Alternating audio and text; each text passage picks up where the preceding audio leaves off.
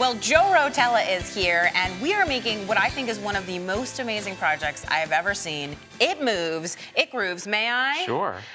It flaps its wings, and the little bug turns, and this is the coolest thing ever. I thought it was like a kit or something, and you said, no, I made it from scratch. Made it from scratch. It's automata, and you know, automata dates back at least as far back as 1515. Leonardo da Vinci made a lion for King Louis XII that the lion walked, sits up on its hind legs, opens its chest, and shows the coat of arms to the king. The mechanisms are amazing. So cool. Ours so is a little we're making, simpler. I was going to say, a slightly simpler version of that. So we're using cams, which are really ovals, in order to change a circular motion into a reciprocating or a vertical motion.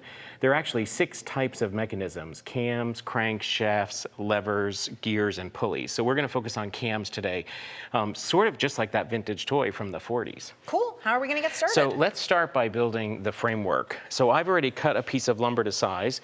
I've got to turn on the vacuum. I've got my glasses. Are you ready? I got to say, I've got safety glasses, safety always, and obviously there's a safety on the saw too. There is.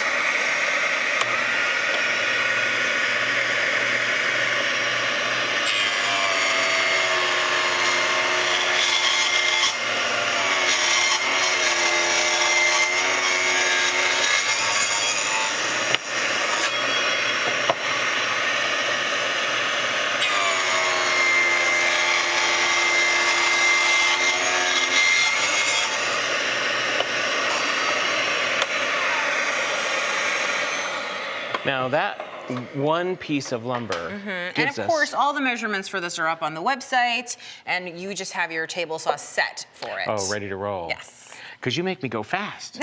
Yes, I do. So this takes care of the top piece.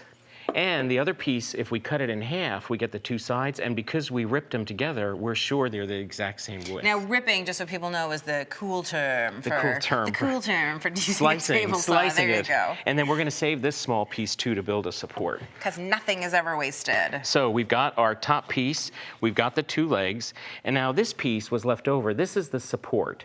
And what happens here is you've got your, this is called a cam rider, because it rides on the little cam down here at the bottom. Okay. If we just had a little hole here and a thin board, it's easy for this to go like this, and it'll slip. The thicker that hole, the more that this will have to stay vertical. So it holds it nice and tight. So I'm going to use this to increase the size, the thickness of the support. Now, in a real project, we would glue this with wood glue. I'm building a prototype, and most folks who build automatas, you build prototypes first to get all the movement right and the gears. So before you go to the pain of like staining the wood and worrying about it and making everything perfect and sanding it down, you're gonna just with some raw wood, maybe some scrap pieces you have around, sort of get the basic idea to make sure your measurements are correct and that everything is working the way that you expect it to. Especially like in this piece, I had to make sure the bee didn't go so high that he hit the wings of the bird. And like there's just all kinds of, it's so perfectly worked out. Like fussiness going on there. So we've got this. Now you can see our base is pretty much ready to roll. There you go. How's that? Oh, and it even balances. Look at that. Look at that. So now you would obviously take the time to glue it together. Do you also screw it or do you just glue it? I just glued all this. Okay. But now we need to have the hole for the axis to go through. And it's very important that that hole is parallel to the top table. Right? Okay. You can't be turning a shaft like this. Right. It can't be wonky. So the best way to make sure that these 2 holes are perfectly in alignment is to drill them at the same time. So I'm going to step back here, and I've already got this set. And you've chosen a bit, I assume, that's the same size as the rod that you're going to put in. Just a little bit bigger because you don't want it tight. Oh, okay. In fact, there's a little gadget there that'll help you figure that out.